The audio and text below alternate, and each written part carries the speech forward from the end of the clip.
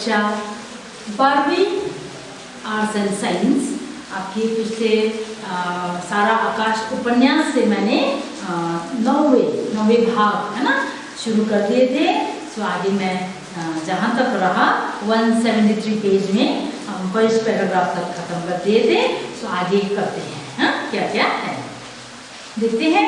प्रभा न जाने क्यों देर तक रोती रही।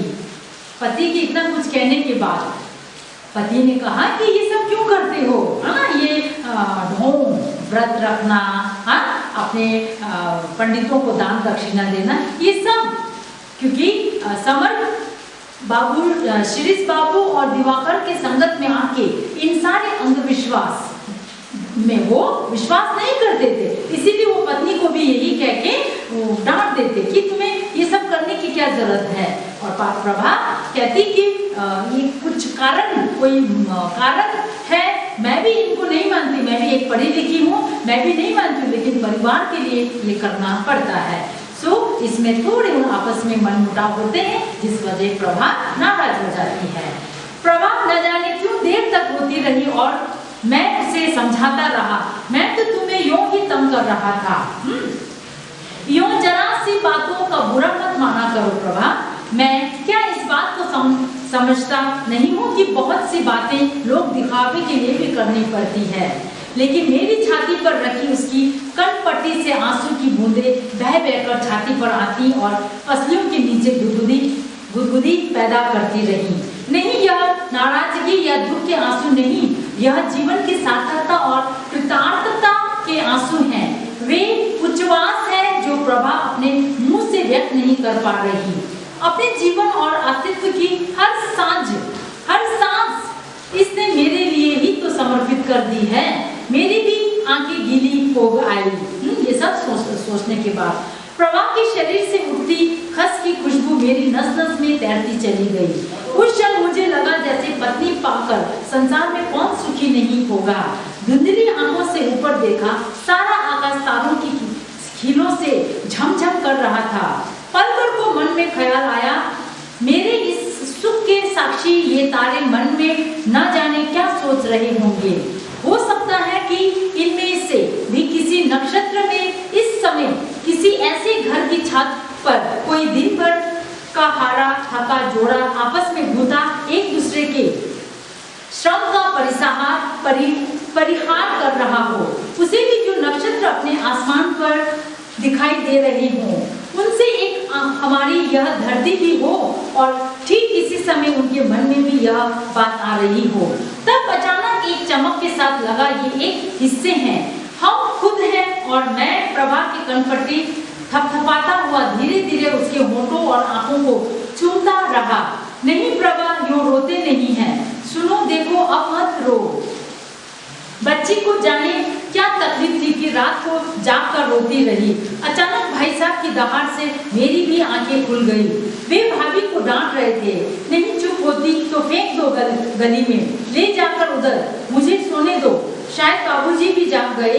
भाभी अम्मा के पास आकर बच्ची को चुप कराने लगी। थोड़ी देर सोने की कोशिश की। जब नींद नहीं आई तो अपने आप से ही कुछ पूछा, क्या वजह होगा। प्रभा भी जाग गई थी। मुझे सुबह जल्दी जाने के लिए उसे जल्दी जागना होता था। तकिए की गिलाफ के भीतर से अपनी घड़ी निकालकर उसने बताया, अब तो 1:30 ही बजा है। अच्छा सो जाओ। और मैं चुपचाप फिर आसमान को देखने लगा।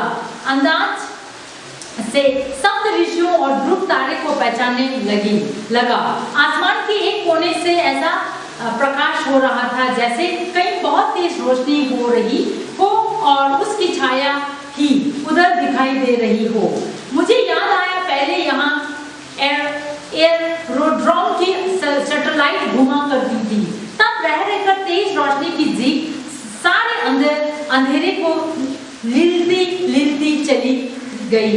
रेल के इंजन की दहाड़ और दूर जाती छक छक से मुझे वह दिन याद आ गया जब कोठरी से लालटेन जलाए मैं सोहराब और रुस्तम पढ़ रहा था और नाराज होकर प्रभा एक कोने में पड़ी थी। लगता था उस उन दिनों को जान कितना पीछे छोड़ आया हूँ।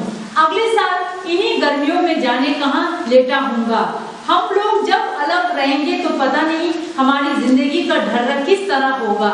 शिरीष की बातें प्रभा को बताने को बहुत मन होने लगा। प्रभा की बांह छूकर कहा, हमें नींद नहीं आ रही। प्रभा भी शायद जागी पड़ी थी। बोली, तो बातें करो, लेकिन फिर से मत जाना कि सुबह आंख ही ना खुले। बहुत दिन से उन दोस्तों की तुमसे बातें नहीं हुई। किसकी? दिवाकर की। मैंने उत्साह से कहा, तुम्हें उसकी वाइफ कितना बुलाती है, तुम चलती नहीं? एक दिन चलो ना और देखो, आजकल शिरीष भाई भी यही है। कौन शिरीष भाई? वह तो नहीं जिनकी एक बहन बीमार थी। हाँ, वही। बेचारे बड़े परेशान हैं। डॉक्टरों ने उनकी बहन को असाध्य बता दिया है। कल उन्होंने जो बातें मुझे बताई, उनसे तो मेरी आंखें खुल गई। चलो, नींद नहीं आ रही तो प्रभा को उनके बारे में कुछ बताता रहूं। इस भावना से मैंने बताना शुरू किया। रास्ते भर पहले तो हम लोग संयुक्त परिवार के बारे में बातें करते रहे। वे साथ रहने के बहुत ही खिलाफ हैं। संयुक्त परिवार एक साथ रहने के बहुत ही खिलाफ है। कहते हैं इससे व्यक्तित्व विकास नहीं होते, कोई भी व्यक्ति के जीवन नहीं बनते इससे। आदमी अपनी प्रतिभा और शक्तियों को प्रसार नहीं कर पाता, नहीं दिखा पाते। यही नहीं, आपसी लड़ाई झगड़े और बदले की भावना से वह अपना फर्ज भी भूल बैठता है। अलग रहकर अपने को बनाने के साथ साथ क्या वह फर्ज नहीं निभा सकता? अच्छा, तुम ही बताओ, हम लोग साथ रहकर क्या अपना फर्ज अदा कर रहे हैं? सिवाय इसके कि मन ही मन एक कटुता पाले जा रहे हैं। अब तो ना फर्ज है ना सद्भावना। अलग रहने में कोशिश करते कि कम से कम दोनों रहे, और कुछ भी ना होता तो एक तो रहे। प्रभा अब अलग आसमान को देखती रही। ये सलाह देने के बाद प्रभा सोचने लगी। बोलो, बात तो गलत नहीं लगती। ठीक यही बात मैंने उनसे कही थी प्रभा। मैंने कहा कि बात सही जरूर लगती है, लेकिन आत्मा नहीं मानती। इस बात से नहीं मानती कि परिवार को अलग रख के हम कैसे अलग रहे। अलग लगता है यह तो घोर स्वार्थ है। तो फिर वह ढेर तक आत्मा और संस्कारों की बातें बताते रहे। कहते थे आत्मा नाम की कोई चीज नहीं होती। अभ्यास, प्रभाव, परंपरा, नकल सब मिलाकर एक प्रकार के संस्कार मन में जमा देते हैं। यही संस्कार हर नया काम करने में बाधक होते हैं। हम समझते हैं कि यह हमारी आत्मा हमें रोक रही है।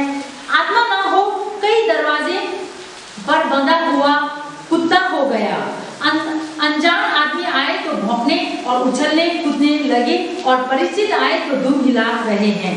जो मांस नहीं खाता उसकी आत्मा मांस खाने में पहुंचती है, और जो प्याज से परहेज करता है उसे प्याज अपनी आत्मा के विरुद्ध लगती है। अब या तो यह मानिए कि जो मांस और प्याज खाते हैं उनसे आत्मा नाम की कोई चीज होती ही नहीं, और आत्मा का ठेका केवल कुछ लोगों ने ही ले रखा है। या यह कि आत्मा केवल संस्कारों का दूसरा नाम है। या जमाना था जब कट्टरपंथी की आत्मा नल का पानी पीते रोती थी, और वह हाथ धोने के लिए मिट्टी भी साथ लिए घूमता था। यानी अब यह भी मानो कि आत्मा केवल पुराने जमाने में ही हुआ करती थी। असल में अपनी परंपरा, प्रियता और नए को स्वीकार न कर पाने के आलस्य और मूर्खता को हम अपनी अंतरात्मा का नाम दे देते हैं। वरना ये केवल संस्कार है, और एक बार संस्कारों का असली रूप पहचान कर आप अपने संस्कारों को बदल भी सकते हैं। सिर्फ पुराने जमाने की सोच विचार है। प्रभा अब अलग सुन रही थी, जो भी वो बता रहे थे आके समर सुन रहे थे चुपचाप। कहानी के बल उठा, कोने के बल उठा हुआ उसे बताया जा रहा था। मन में आया कि अगर मैं इसे इसी तरह समय समय पर बातें बताता रहूं तो यह जाने कितनी सीख जाएंगी। खुद जरा कहीं लग जाने पर थोड़ा सा समय देकर मैं तो इसे पढ़ा भी सकता हूँ। आगे जब मेरे आसपास के लोगों BA MA होंगे, उनकी बीवियां एक से एक पढ़ी होंगी, तब प्रभा को भी तो उनमें उठने बैठने लायक बनने के लिए थोड़ा थोड़ा पढ़ना ही होगा। चलो उसके लिए एक मानसिक ही सही, कॉलेज तो जब ज्वाइन करेगी तब करेगी, कम से कम इतना हो जाएगा कि शिरीष भाई से मिलवाने के बाद सोचने समय मन में जो संकोच आया था वह तो नहीं आएगा। तब मैंने उसे सोचने और सवाल करने का पूरा समय दिया, इस बारे में तुम विचार करना। वह बोली, सुनने में तो सभी बातें समझ में आ जाती है, लेकिन आज ही तुम मुझसे कहो कि उल्टे पल्ले की साड़ी पहनकर मुंह खोले सड़क पर मेरे साथ चलो, मेरी हिम्मत नहीं पड़ेगी। प्रभा कहती है कि तुमने जो भी कुछ बताई है ना, जो भी कुछ शिरीष भाई जी और दिवाकर के साथ रहने से जो भी तुम्हें अपने आप में परिवर्तन, अपने आप के जो अंदर के जो अंधविश्वास थे वो हट गए। लेकिन क्या वाकई में ऐसा हम कर सकते हैं?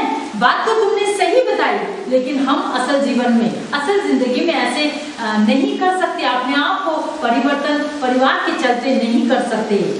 बात उसकी समझ में आ रही है, इससे संतोष हुआ।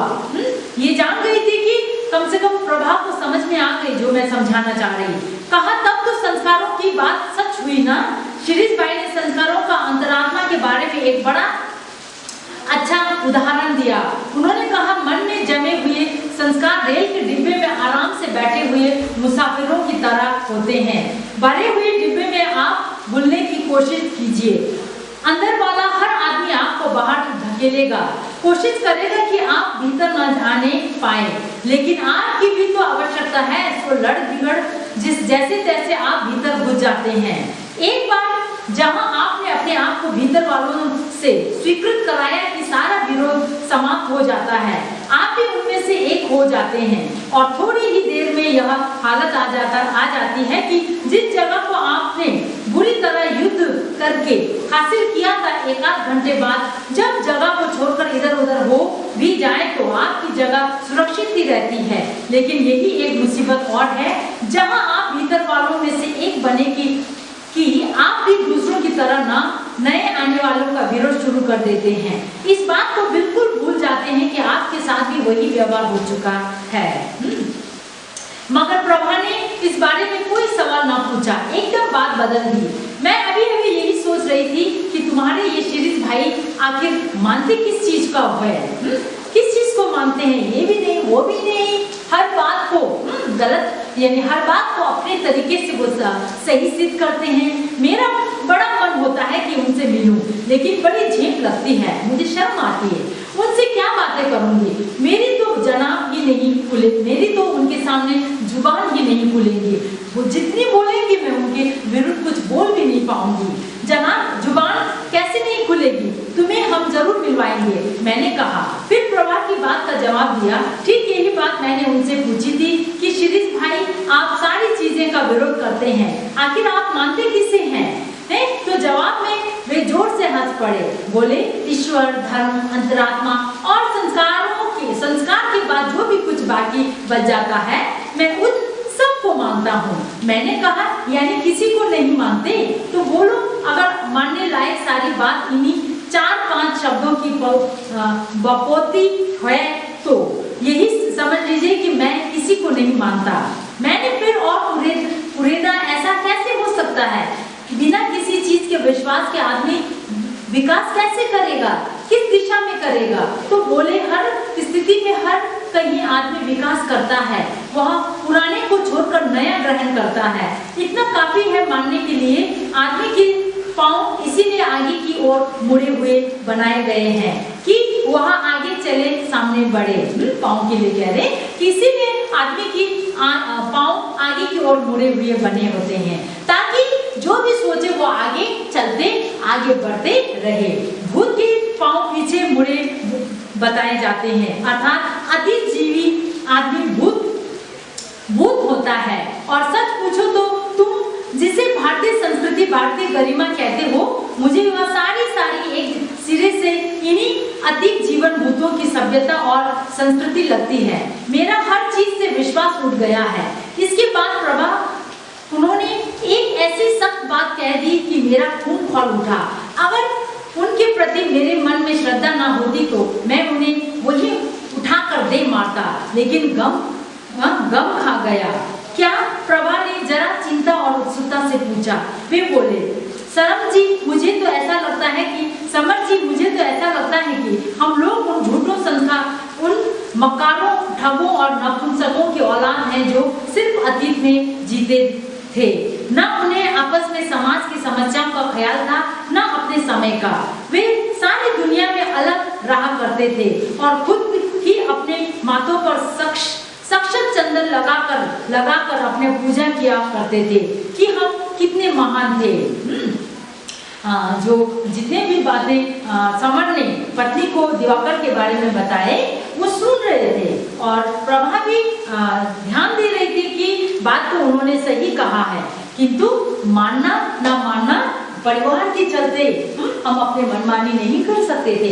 प्रभा का यही उनको समर को यही एक सुझाव देती है। आगे देखते हैं कि समर कितना शिरीष भाई जी के बातों को वो जो है अनुसरण करता है। दोनों परिवार अलग रहता है कि नहीं, हम आगे अगले कक्षा में देखते हैं। आज के लिए मैं यही रखती हूँ।